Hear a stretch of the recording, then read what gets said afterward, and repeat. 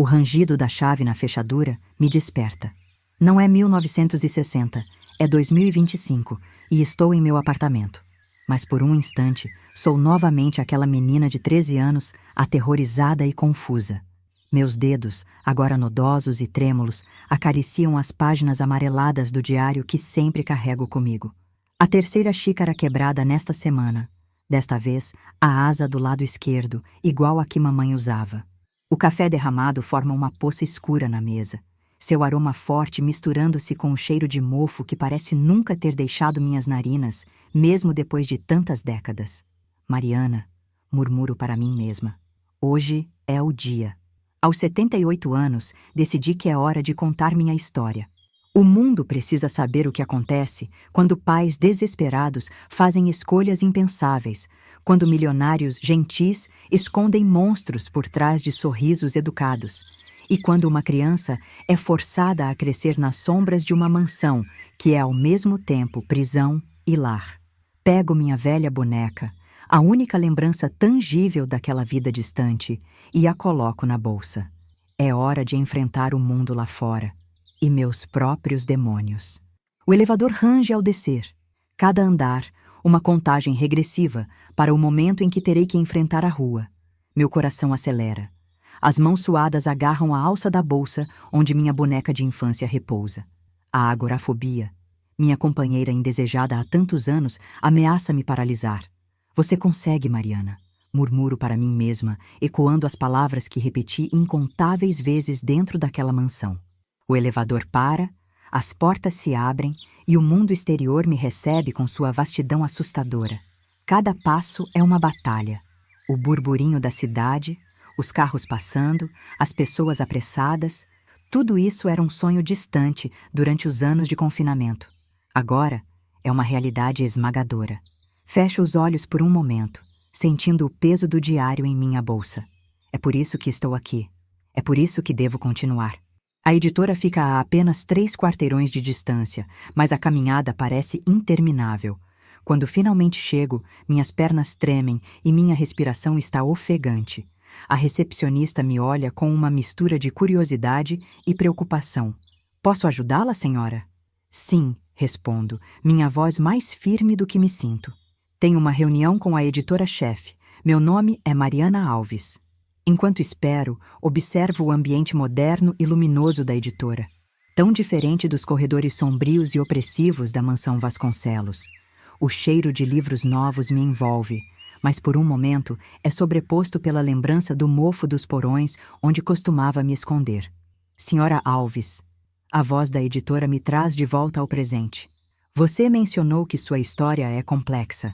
Poderia nos dar uma ideia mais clara do que aconteceu após aquela primeira semana na mansão? Assinto lentamente, meus dedos acariciando a capa gasta do diário. Os primeiros meses foram um borrão de confusão e medo. Começo, minha voz baixa, mas firme. O Sr. Vasconcelos era meticuloso em sua rotina e logo percebi que minha nova vida seria rigidamente estruturada. Abro o diário, as páginas amareladas, um testamento silencioso dos anos passados. Permita-me ler algumas entradas que ilustram como foi esse período inicial.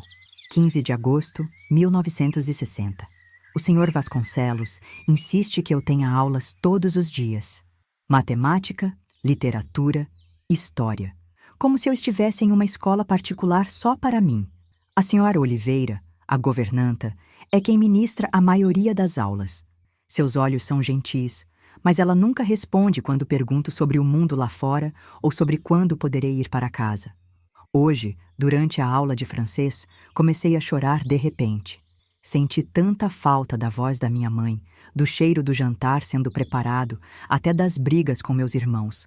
A senhora Oliveira apenas esperou pacientemente até que eu me acalmasse. Então, continuou como se nada tivesse acontecido. É assim que todos agem aqui, como se fosse perfeitamente normal uma menina de 13 anos viver isolada nesta mansão gigante. 2 de setembro, 1960. O Sr. Vasconcelos me chamou ao seu escritório hoje.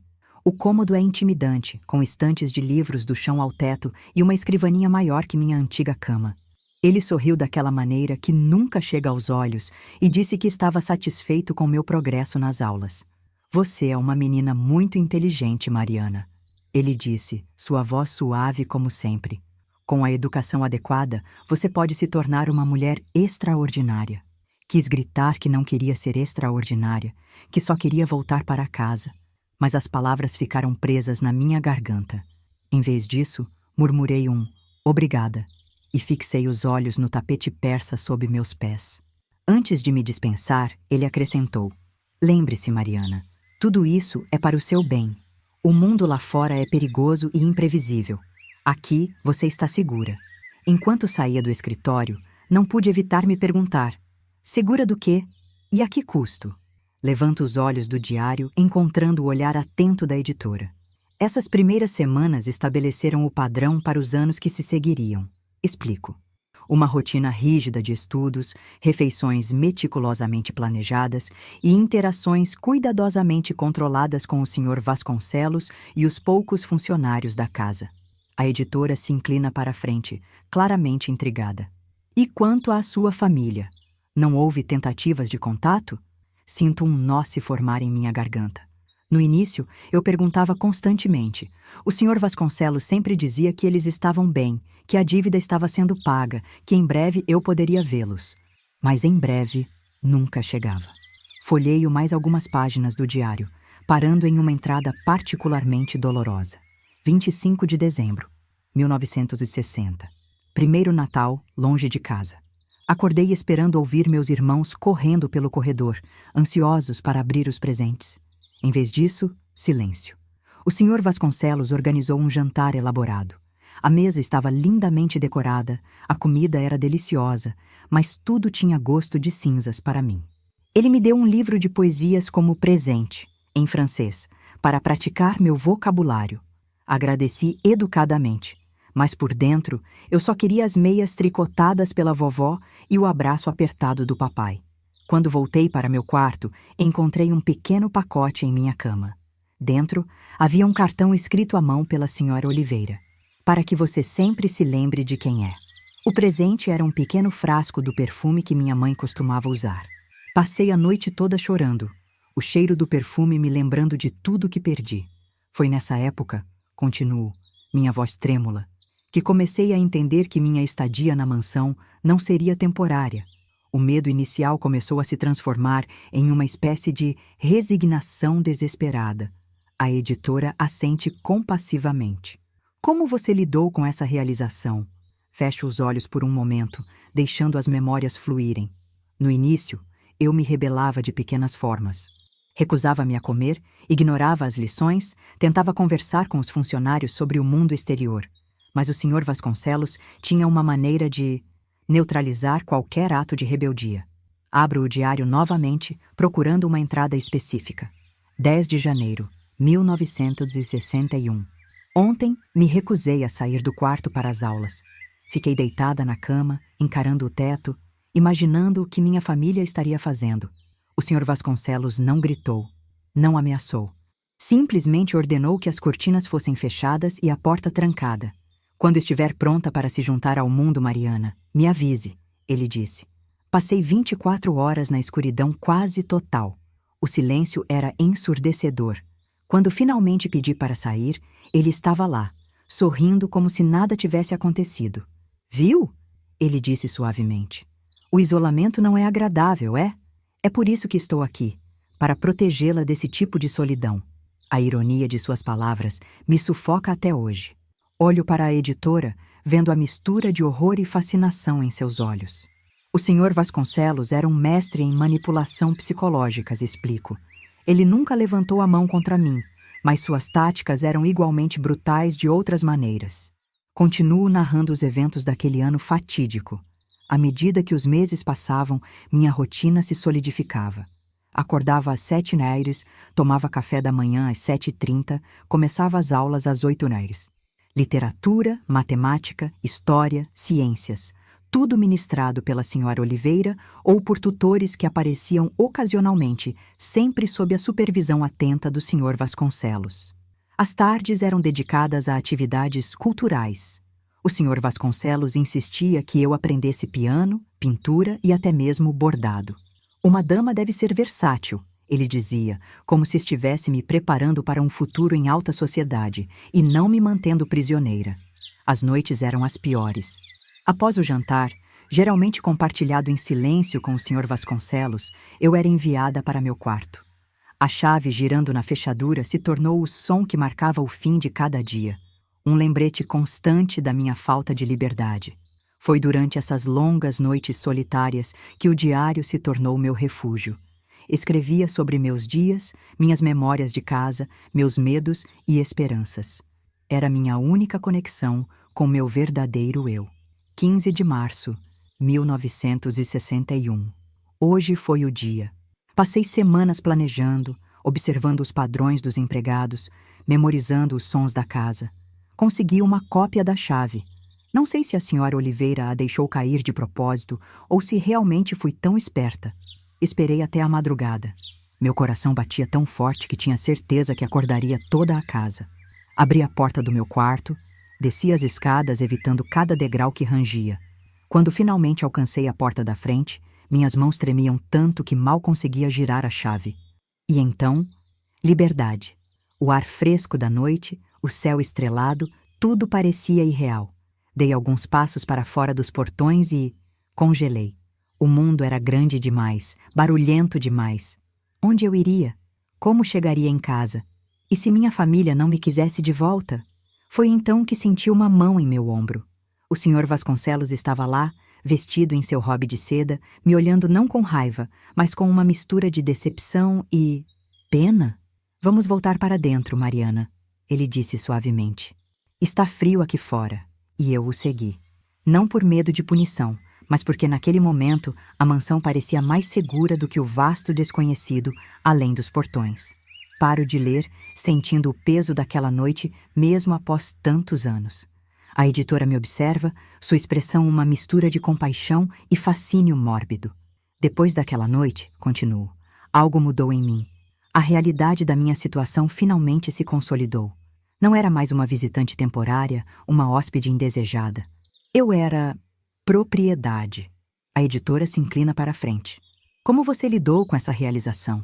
Respiro fundo, preparando-me para mergulhar nas memórias mais sombrias. Foi o início de uma transformação. Para sobreviver, comecei a me adaptar, a me moldar ao que o Sr. Vasconcelos queria que eu fosse. Era uma forma de sobrevivência, mas também uma perda gradual de mim mesma. As semanas que se seguiram à minha tentativa fracassada de fuga foram um turbilhão de emoções contraditórias. Raiva, medo, vergonha e uma crescente sensação de desespero se misturavam em um coquetel tóxico que ameaçava me consumir. O Sr. Vasconcelos, por sua vez, intensificou seus esforços para me civilizar, como ele gostava de dizer. As aulas se tornaram mais rigorosas, as expectativas mais altas.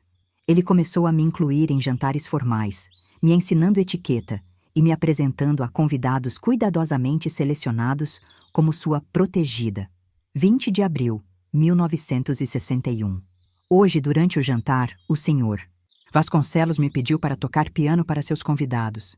Minhas mãos tremiam tanto que mal conseguia acertar as teclas. Mas quando terminei, todos aplaudiram. O Sr. Vasconcelos sorriu, aquele sorriso que nunca chega aos olhos, e disse: Vejam como ela é talentosa. Imaginem se ainda estivesse naquele bairro pobre, desperdiçando seu potencial. Quis gritar que preferia estar em casa, mesmo que desperdiçando meu potencial. Mas, em vez disso, sorri educadamente e agradeci os elogios. É assustador como está ficando mais fácil interpretar esse papel. À noite, sozinha no meu quarto, chorei até adormecer. A editora me observa com atenção, seus olhos refletindo uma mistura de compaixão e curiosidade profissional. Essa dualidade entre sua vida pública na mansão e seus sentimentos privados deve ter sido imensamente estressante, ela comenta. Assinto, sentindo o peso daquelas memórias. Era como viver duas vidas paralelas, explico. Durante o dia, eu era a protegida modelo do Sr. Vasconcelos, educada, talentosa, grata. À noite, sozinha com meu diário, eu era apenas uma menina assustada e solitária. Continuo a narração, mergulhando mais fundo nas complexidades emocionais daquele período. 15 de maio, 1961. Hoje, o Sr. Vasconcelos me deu um presente. Um vestido de seda azul turquesa. Para o concerto de domingo, ele disse. Quando o vesti, por um momento, quase me senti bonita. Então me lembrei de mamãe, de como ela costumava trançar meu cabelo antes da escola. A culpa me consumiu. Como posso gostar de algo dado por meu captor? À medida que os meses passavam, essa confusão emocional só crescia. Havia momentos, breves, mas inegáveis, em que eu me pegava quase feliz. Um elogio sincero da senhora Oliveira sobre meu progresso no francês. A satisfação de dominar uma peça difícil no piano. O prazer culpado de mergulhar em um dos romances da vasta biblioteca do senhor Vasconcelos. Esses momentos eram imediatamente seguidos por ondas de culpa e autoaversão. Como eu poderia encontrar qualquer alegria nesta prisão dourada? 30 de junho, 1961. Faz um ano hoje. Um ano desde que papai me entregou ao senhor Vasconcelos. Um ano desde que vi minha família pela última vez. Passei o dia inteiro em uma espécie de névoa, movendo-me mecanicamente pelas aulas e refeições. À noite, o senhor Vasconcelos me chamou ao seu escritório. Pensei que talvez, finalmente, ele me daria notícias da minha família. Em vez disso, ele me presenteou com um colar de pérolas. Você cresceu tanto neste ano, Mariana, ele disse, seus olhos brilhando com algo que parecia quase orgulho. Está se tornando uma jovem dama refinada. Agradeci educadamente, as palavras saindo automaticamente. Mas por dentro, algo se quebrou. Percebi que ele não via nada de errado no que estava fazendo. Para ele, isso era um ato de bondade.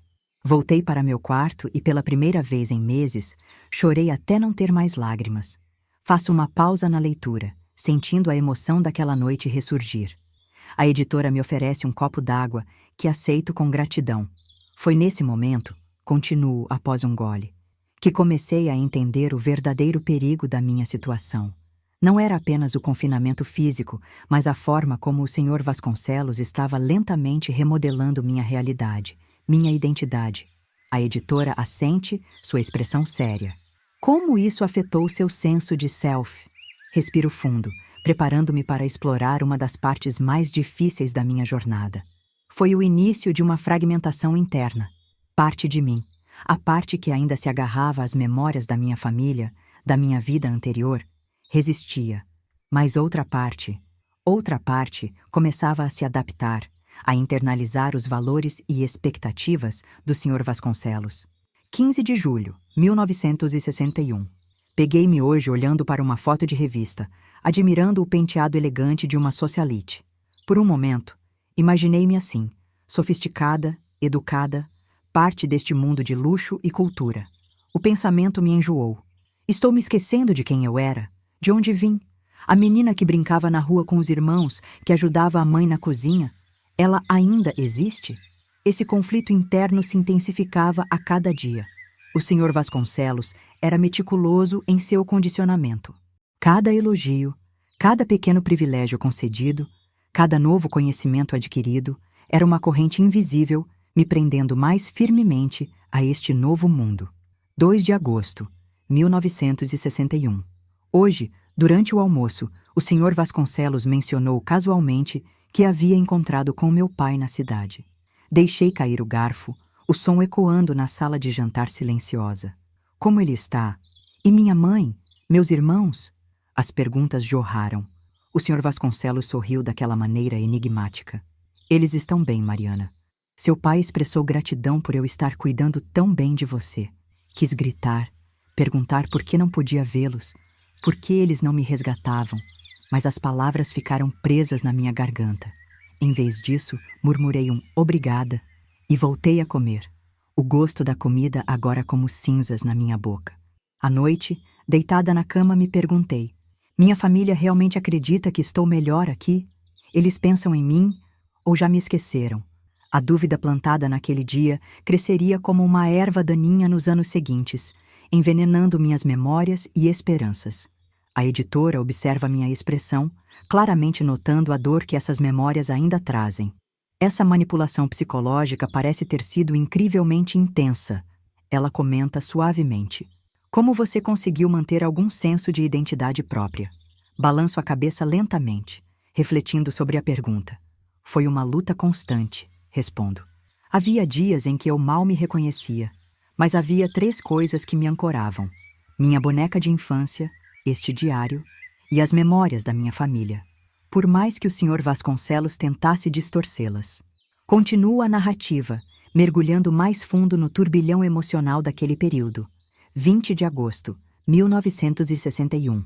Hoje, enquanto arrumava meu quarto, o Sr. Vasconcelos insiste que devo fazer isso eu mesma para manter a humildade. Encontrei minha velha boneca escondida no fundo do armário. Abracei-a e por um momento fui transportada de volta para casa. O cheiro de bolo de fubá da vovó, as risadas dos meus irmãos, o abraço forte do papai. Chorei silenciosamente, agarrada à boneca. Decidi que, não importa o que aconteça, nunca vou me desfazer dela. É meu último elo tangível com quem eu realmente sou. A boneca se tornou meu ritual secreto. Todas as noites, antes de dormir, eu a pegava e sussurrava minhas verdadeiras experiências do dia. Era como se ela fosse a única que realmente me conhecia. A única que via através da fachada que eu estava sendo forçada a construir. 5 de setembro, 1961. O Sr. Vasconcelos me presenteou com um novo diário hoje. Para registrar seus progressos e pensamentos, ele disse com um sorriso. Mal sabe ele que já tenho um diário, este aqui, escondido sob o colchão. Decidi usar o novo diário para a versão oficial da minha vida aqui. Anotarei meus progressos nas aulas, minhas reflexões sobre os livros que leio, meus pensamentos aceitáveis. Este diário continuará sendo meu verdadeiro confidente, onde posso ser honesta sobre meus medos, minha raiva, minha confusão. É estranho viver essa dualidade, mas de alguma forma, manter esses 2 diários me ajuda a não perder completamente o senso de quem eu sou. O ritual de escrever nos 2 diários se tornou uma âncora para mim. Era como se, ao registrar minhas experiências em 2 lugares diferentes, eu pudesse manter separadas as 2 versões de mim mesma que estavam começando a coexistir. A Mariana oficial, a protegida bem educada do Senhor Vasconcelos e a verdadeira Mariana, a menina assustada e revoltada que ainda sonhava com liberdade. 15 de outubro, 1961. Hoje, durante minha aula de piano, algo estranho aconteceu. Estava tocando uma sonata de Beethoven quando, de repente, fui inundada por uma sensação de paz? Não, paz não é a palavra certa. Talvez propósito? Por alguns minutos, esqueci onde estava, quem eu era. Existia apenas a música. Quando terminei, vi o Sr. Vasconcelos parado na porta, observando. Ele aplaudiu suavemente. Viu, Mariana? É isso que a educação e a cultura podem fazer. Elevar a alma. Fiquei confusa com meus próprios sentimentos. Como posso encontrar beleza, encontrar significado em algo que me foi imposto por meu captor? Essa confusão emocional se tornaria cada vez mais comum nos meses e anos seguintes. Objetos e atividades que inicialmente representavam minha prisão começaram a adquirir novos significados, mais complexos. O piano, por exemplo, passou de um instrumento de tortura, às longas horas de prática forçada, para um refúgio onde eu poderia, por breves momentos, me perder e esquecer minha situação. Os livros da biblioteca, inicialmente símbolos da vida privilegiada que me foi imposta, tornaram-se janelas para mundos além das paredes da mansão. 3 de novembro, 1961. Encontrei um pequeno espaço secreto atrás de uma tábua solta no meu quarto. Decidi fazer dele meu santuário. Escondi lá minha boneca, este diário e uma foto da minha família que consegui salvar. Toda noite, antes de dormir, faço um ritual. Abro o esconderijo, toco cada item e repito para mim mesma: eu sou Mariana. Tenho uma família. Um dia serei livre. É minha forma de me agarrar à minha verdadeira identidade. Não importa o quanto o Sr. Vasconcelos tente me remodelar. Faço uma pausa na leitura, olhando para a editora. Seus olhos estão marejados e percebo que minha própria visão está embaçada por lágrimas contidas. Esses objetos e rituais, explico, minha voz trêmula, eram mais do que simples posses ou hábitos. Eram âncoras de sanidade em um mar de confusão e manipulação. Eles me lembravam de quem eu era, de onde eu vinha e do que eu havia perdido. Mas também, eles marcavam o início de uma jornada de autodescoberta que eu nunca poderia ter previsto. A editora assente, compreensiva. E quanto à chave? Você mencionou antes que ela se tornou um símbolo importante. Respiro fundo, preparando-me para abordar um dos aspectos mais complexos da minha história. A chave, a chave. Ela se tornou o símbolo máximo da dualidade da minha existência na mansão Vasconcelos. Pego a chave que pende do meu pescoço, girando-a entre os dedos enquanto mergulho novamente nas memórias. A chave começou como o símbolo mais óbvio da minha prisão. Era o som dela girando na fechadura que marcava o fim de cada dia, me lembrando que eu era, essencialmente, uma prisioneira. 12 de dezembro, 1961. O som da chave na fechadura é como um tiro todas as noites. Clique. O dia acabou. Clique. Você está presa. Clique. Você não tem escolha. Às vezes, pressiono meu ouvido contra a porta, ouvindo os passos do Sr. Vasconcelos se afastando. Me pergunto se ele sente algo, qualquer coisa, ao me trancar assim. Culpa? Satisfação? Ou será que para ele é tão rotineiro quanto escovar os dentes? Mas conforme o tempo passava, continuo, olhando para a editora, a chave começou a adquirir novos significados. 15 de janeiro, 1962. Algo mudou hoje. O Sr. Vasconcelos me chamou ao seu escritório após o jantar. Pensei que seria mais uma de nossas conversas educativas. Mas em vez disso, ele me entregou uma chave. Minha chave. Você provou ser confiável, Mariana, ele disse, seu sorriso enigmático de sempre nos lábios. Acredito que está na hora de você ter mais autonomia. Fiquei paralisada, a chave pesando em minha mão como se fosse feita de chumbo. Era a mesma chave que me aprisionava todas as noites, mas agora, o que ela significava? Você pode trancar sua porta por dentro agora, se quiser, ele continuou. Sua privacidade será respeitada. Murmurei um agradecimento automático e voltei para meu quarto. Minha mente um turbilhão. Deveria me sentir grata? Aliviada? Tudo o que sentia era confusão. Naquela noite, pela primeira vez em quase 2 anos, eu mesma tranquei minha porta. O som do clique era o mesmo, mas o significado... o significado era tão diferente. A editora me observa atentamente, captando a complexidade da situação. Esse gesto do Sr. Vasconcelos parece ter sido um ponto de virada. Assinto lentamente. Foi o início de uma nova fase na minha estadia na mansão. Uma fase onde as linhas entre captor e protetor, prisão e lar, começaram a se borrar de maneiras que eu nunca poderia ter previsto. 28 de fevereiro, 1962. A chave se tornou uma espécie de talismã para mim. Durmo com ela debaixo do travesseiro.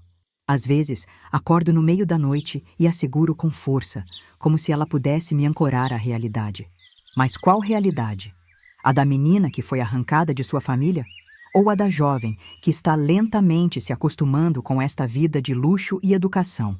Hoje, enquanto caminhava pelos jardins, sempre sob o olhar atento dos seguranças, é claro, me peguei imaginando como seria usar a chave para abrir o portão principal. A ideia me deu vertigem. Liberdade. Ainda é o que eu quero? Ou estou começando a temer o mundo lá fora tanto quanto o senhor? Vasconcelos insiste que eu devo? A chave se tornou um símbolo da minha crescente confusão interna, explico à editora. Por um lado, representava um nível de confiança e liberdade que eu não tinha antes. Por outro, era um lembrete constante da minha situação única e complicada. 10 de abril, 1962. Completei 15 anos hoje. O Sr. Vasconcelos organizou uma pequena celebração. Apenas nós dois, a Sra. Oliveira e alguns dos empregados mais próximos. Havia um bolo elaborado, presentes caros, até champanhe. Apenas um gole para mim, ele insistiu. Enquanto todos cantavam parabéns, me senti estranhamente em casa. O pensamento me aterrorizou. Como posso me sentir em casa aqui? Como posso sorrir e agradecer a este homem que me tirou tudo? Mais tarde, sozinha no meu quarto, peguei a chave e a boneca. Sentei no chão do meu santuário improvisado e chorei. Chorei pela menina que fui, pela adolescente confusa que sou e pela mulher que estou me tornando. Uma mulher que não tenho certeza se reconheço ou se gosto. Faço uma pausa, sentindo o peso daquelas emoções, mesmo depois de tantos anos. A editora espera pacientemente, respeitando o momento. Foi um período de profunda crise de identidade. Continuo após alguns instantes. Eu estava crescendo, mudando, como qualquer adolescente. Mas estava fazendo isso em um ambiente tão controlado, tão isolado do mundo real, que não tinha ideia de quem eu realmente era ou quem eu deveria ser. A editora assente, compreensiva. Como você lidou com essa crise de identidade? Respiro fundo, preparando-me para mergulhar na parte mais complexa e controversa da minha história. Foi aí que as coisas começaram a ficar complicadas, porque para sobreviver, para manter algum senso de sanidade, comecei a me adaptar. Comecei a criar uma nova identidade, uma que pudesse existir e até prosperar naquele ambiente estranho e controlado. Tomo um gole de água, dando-me um momento para organizar meus pensamentos antes de continuar. A adaptação foi gradual, quase imperceptível no início, mas olhando para trás, posso ver como cada pequena concessão, cada momento de aceitação, me levou a um lugar que eu nunca imaginei que chegaria. 15 de maio, 1962. Hoje, durante o jantar, o Sr. Vasconcelos mencionou que estava pensando em me matricular em alguns cursos por correspondência, para complementar sua educação, ele disse. Quem sabe, até uma faculdade no futuro. Fiquei surpresa ao perceber que a ideia me animou. Parte de mim se sentiu culpada por essa animação. Não deveria estar pensando em faculdade, deveria estar pensando em escapar, em voltar para minha família. Mas outra parte começou a imaginar um futuro aqui. A editora me olha com uma mistura de compaixão e curiosidade profissional. Parece que você estava começando a vislumbrar um futuro dentro daquela realidade, não fora dela. Assinto lentamente. Exatamente. E isso marcou o início de um período ainda mais confuso e emocionalmente complexo. 2 de julho, 1962. Comecei os cursos por correspondência hoje. Literatura, História da Arte e Francês Avançado. Estou empolgada? É estranho admitir isso, mesmo aqui neste diário. O Sr. Vasconcelos parece genuinamente interessado no meu progresso. Hoje, durante o almoço, discutimos o livro que estou lendo para o curso de literatura. Pela primeira vez, senti que estava tendo uma conversa real com ele, não apenas respondendo educadamente às suas perguntas. Por um momento, quase esqueci nossa situação. Quase o vi como um mentor, não como meu captor. O pensamento me assusta mais do que qualquer ameaça física jamais poderia. Foi nessa época que comecei a perceber o verdadeiro perigo da minha situação. Explico à editora. Não era apenas o confinamento físico, mas o modo como minha mente estava começando a se adaptar, a normalizar o anormal. 20 de agosto, 1962. Tive um sonho perturbador na noite passada. Sonhei que o portão da mansão estava aberto. Eu podia simplesmente sair, voltar para minha família. Mas no sonho, eu hesitei. Olhei para trás, para a mansão e senti saudades? Medo de deixar tudo isso para trás? Acordei em pânico, agarrada à minha boneca. Passei horas repassando as memórias da minha família, tentando manter viva a imagem dos rostos deles, o som de suas vozes. Estou perdendo mais do que minha liberdade aqui. Estou perdendo a mim mesma. Faço uma pausa, sentindo o peso daquelas emoções, mesmo depois de tantos anos. A editora espera pacientemente seu olhar compassivo. Foi um período de profunda crise existencial, continuo. Eu estava crescendo, mudando, como qualquer adolescente, mas estava fazendo isso em um ambiente tão controlado, tão isolado do mundo real, que não tinha ideia de quem eu realmente era ou quem eu deveria ser. 10 de outubro, 1962. Hoje, durante o jantar, o Sr. Vasconcelos mencionou casualmente que havia encontrado com meu pai na cidade. Como sempre, disse que minha família estava bem, que estavam gratos por eu estar sendo bem cuidada. Anos atrás, essa notícia teria me deixado desesperada, implorando para vê-los. Hoje, senti uma pontada de saudade, sim, mas também uma estranha sensação de distanciamento. Quem são essas pessoas agora? Quem sou eu para eles? Mais assustador ainda, quem sou eu sem eles? O Sr. Vasconcelos estava lentamente preenchendo os papéis que minha família costumava ocupar. Explico à editora. Mentor, protetor, até mesmo uma figura paterna distorcida. E eu, desesperada por conexão, por aprovação, estava começando a responder a isso. A editora assente, sua expressão séria. Isso soa como uma forma clássica de síndrome de Estocolmo. Aceno com a cabeça, um sorriso triste nos lábios. Sim, anos depois, quando finalmente tive acesso à terapia, esse termo foi usado muitas vezes. Mas viver isso é muito mais confuso e doloroso do que qualquer definição clínica pode capturar. Respiro fundo, preparando-me para abordar uma das partes mais difíceis e controversas da minha história. À medida que me aproximava da idade adulta, minha relação com o Sr. Vasconcelos começou a mudar de maneiras que eu não estava preparada para lidar. 5 de janeiro, 1963. Completei 16 anos hoje. O Sr. Vasconcelos organizou uma festa maior do que o habitual. Havia até alguns convidados externos, amigos dele, que eu já havia encontrado em jantares anteriores. Usei um vestido novo, azul como o céu que eu raramente vejo. Quando desci as escadas, notei algo diferente no olhar do Sr. Vasconcelos. Não era mais o olhar de um guardião para sua protegida. Era o olhar de um homem para uma mulher. O pensamento me deixou enjoada e confusa. Parte de mim se sentiu repulsada, é claro. Mas outra parte, uma parte que me envergonha admitir mesmo neste diário secreto, sentiu uma espécie de poder? Como se pela primeira vez eu tivesse algum controle sobre nossa dinâmica.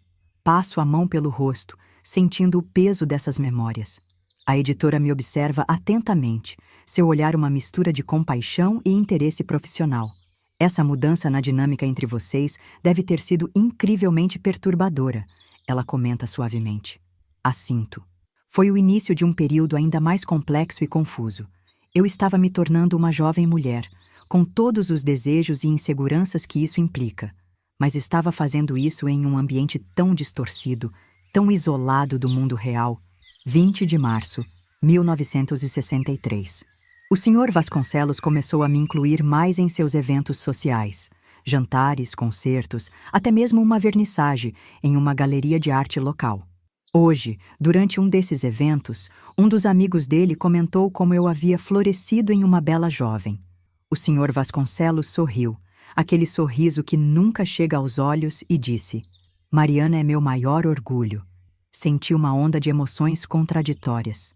Orgulho por ser elogiada, nojo de mim mesma por sentir esse orgulho, medo do que esses elogios poderiam significar para o futuro. Mais tarde, sozinha no meu quarto, me olhei no espelho por horas. Quem é essa jovem mulher me encarando? Ela se parece comigo, fala como eu, mas é ela realmente eu? Foi nessa época que comecei a perceber que estava desenvolvendo duas personalidades distintas. Explico à editora. Havia a Mariana pública, sofisticada, educada, o orgulho do Sr. Vasconcelos.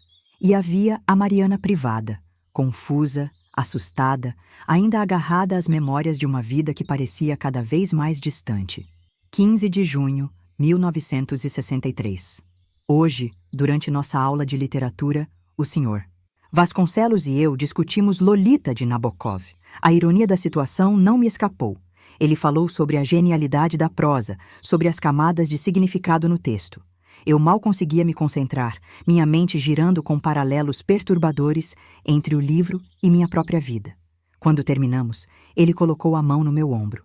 Um gesto que ele fez centenas de vezes antes, mas hoje senti algo diferente. Um peso, uma intenção que não estava lá antes. Saí da biblioteca sentindo-me suja, confusa e, o pior de tudo, não totalmente repulsada. Faço uma pausa, observando a reação da editora. Seu rosto é uma máscara de profissionalismo, mas posso ver o choque e a compaixão em seus olhos. Entendo se isso for demais, digo suavemente. Podemos parar se você preferir. Ela balança a cabeça. Por favor, continue. Sua história precisa ser contada, não importa quão difícil seja.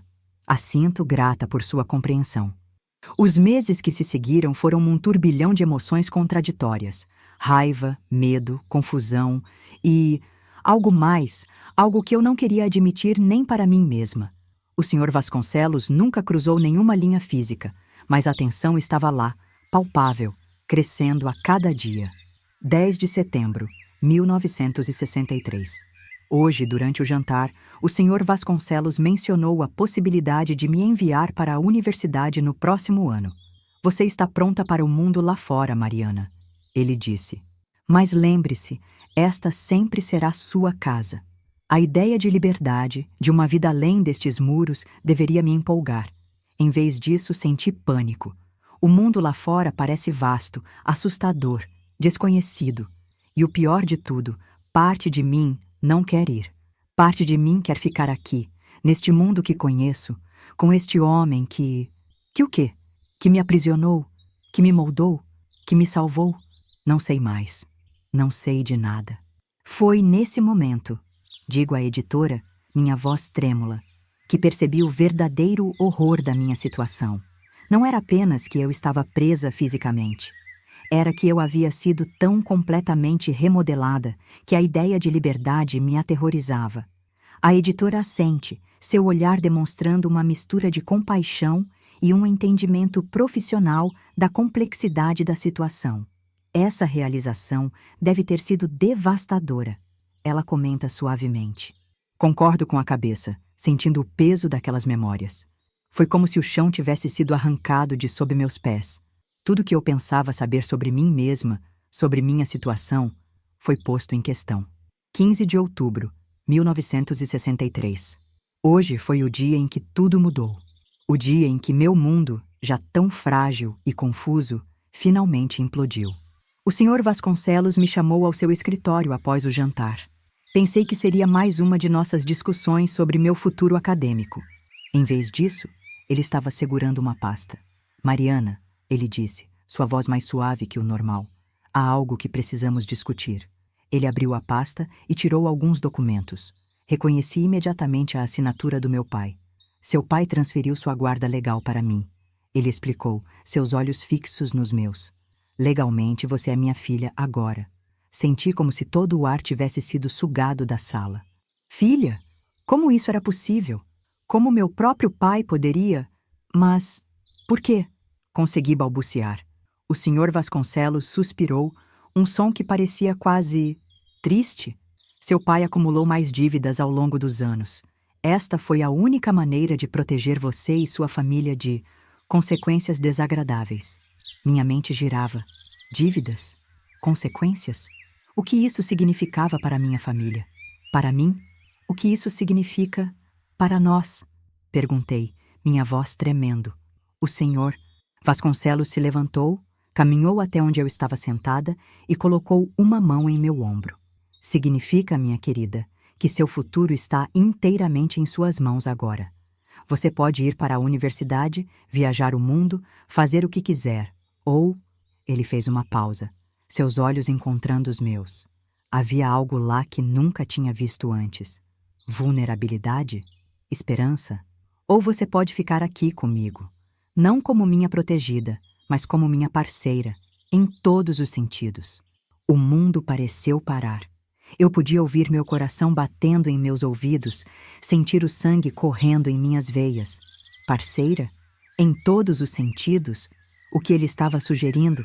Parte de mim queria gritar, correr, escapar daquela sala, daquela casa, daquela vida. Mas outra parte considerou. Esta era a única vida que eu conhecia agora. O Sr. Vasconcelos era a única constante que eu tinha. E a ideia de enfrentar o mundo lá fora, sozinha, eu preciso de tempo, consegui dizer. Ele assentiu, compreensivo. Claro, minha querida, tome o tempo que precisar. Voltei para meu quarto em um estado de choque. Passei a noite inteira acordada, minha mente um turbilhão de pensamentos e emoções contraditórias. 16 de outubro, 1963. Não dormi. Não consegui. Passei a noite inteira revirando as opções na minha cabeça. Ir embora. Começar uma nova vida. Ser livre. Mas livre para quê?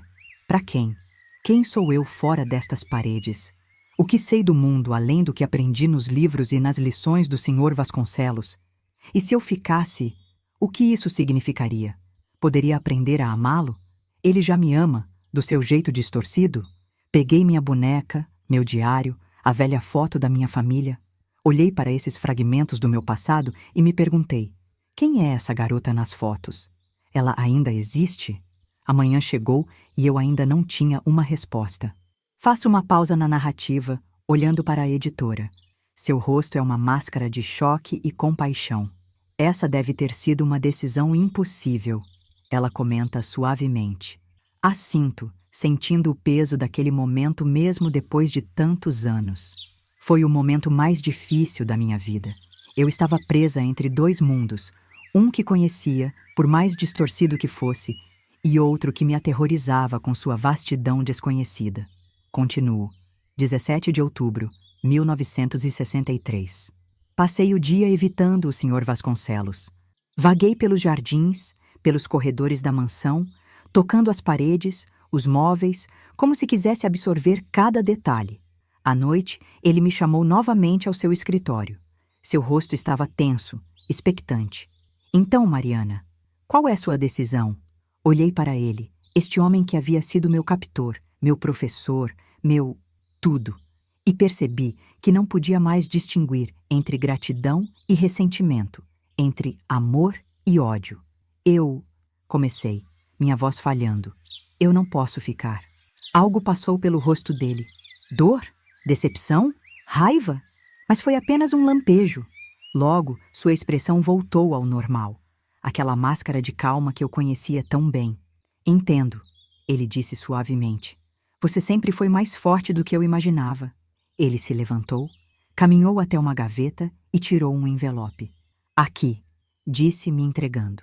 Seus documentos, passagens, dinheiro suficiente para começar uma nova vida.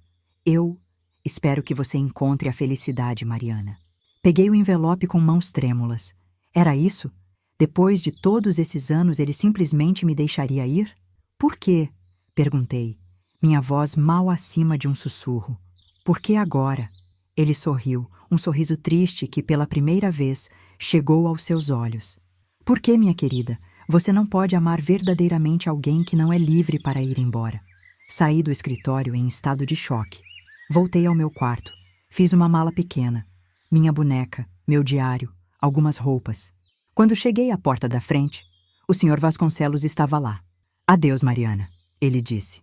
E assim, depois de quase 4 anos, eu saí pela porta da mansão. Livre. Mas enquanto o táxi me levava embora, olhando para trás, para a mansão que havia sido minha prisão e meu lar, percebi uma verdade terrível. Uma parte de mim sempre ficaria ali. Termino a narrativa, sentindo-me emocionalmente exausta. A editora me observa, seus olhos brilhando com lágrimas contidas. Mariana, ela diz suavemente, sua história é extraordinária. A complexidade, as nuances emocionais, é de tirar o fôlego. Assinto, sentindo um misto de alívio e apreensão por ter compartilhado tudo isso. E essa é apenas a primeira parte da história, digo. Os anos que se seguiram, tentando me readaptar ao mundo, lidando com o trauma, com a culpa, isso é uma história por si só. A editora concorda. E é uma história que precisa ser contada. Mariana, acredito que seu livro tem o potencial de ajudar inúmeras pessoas que passaram por situações semelhantes, de abrir os olhos da sociedade para a complexidade do abuso e da manipulação psicológica. Sinto um nó na garganta. Você acha mesmo? Absolutamente, ela afirma. Mas a decisão final é sua. Você está pronta para compartilhar isso com o mundo? Respiro fundo, sentindo o peso dessa decisão. É um momento crucial, não apenas para mim, mas potencialmente para muitos outros que possam se identificar com minha história. Estou pronta, digo finalmente, minha voz mais firme do que me sinto. Mas tenho algumas condições. A editora assente, inclinando-se para a frente com interesse. Claro, por favor, diga. Primeiro, começo. Quero que fique claro que esta não é uma história de vilões e heróis simples. O Sr. Vasconcelos fez coisas terríveis, sim, mas também ele era um homem complexo, com suas próprias motivações e traumas. Não quero que ele seja retratado como um monstro unidimensional. A editora faz anotações rápidas, assentindo. Compreendo completamente. A nuance é crucial nesse tipo de narrativa. Segundo, continuo, quero que parte dos lucros seja doada para organizações que ajudam vítimas de abuso e tráfico humano. Se minha história puder ajudar outros, mesmo que indiretamente, talvez todo esse sofrimento tenha algum propósito. Uma ideia excelente, a editora concorda. Podemos trabalhar com você para escolher as organizações certas. Respiro fundo antes de apresentar minha última condição. E por último, quero um capítulo final que fale sobre minha jornada de cura. Sobre como, mesmo anos depois, ainda luto com os efeitos do que vivi. Mas também sobre como encontrei força, como reconstruí minha vida. Quero que as pessoas saibam que há esperança, mesmo depois do pior trauma. A editora sorri gentilmente. Mariana, isso é perfeito. É exatamente o tipo de mensagem que torna um livro não apenas poderoso, mas verdadeiramente impactante. Sinto uma onda de alívio e, surpreendentemente, de empolgação. Pela primeira vez em muito tempo, sinto que estou no controle da minha própria narrativa.